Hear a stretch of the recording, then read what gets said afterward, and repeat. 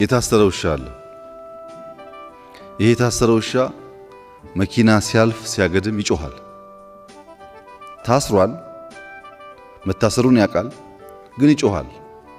እና አንድ ውሻ ከጎረቤት ይመጣና ምንድነው እንዲህ የሚያስጮኸው? መኪና ባለፈ ቁጥር አንተ ታስረሃል፣ ሰንሰለት አለ፣ ልታቆመው አትችልም መኪናውን።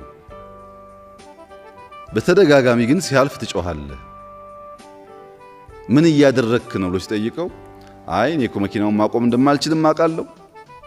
መኪናውን ለማቆም አይደለም የምጮኸው እኔ ዋናው ያሰሩኝ ሰዎች ስራ እየሰራው መሆኑን አውቀው አጥንት እንዲጥሉልኝ ነው የምጮኸው እንጂ መኪናውን ለማቆም አይደለም።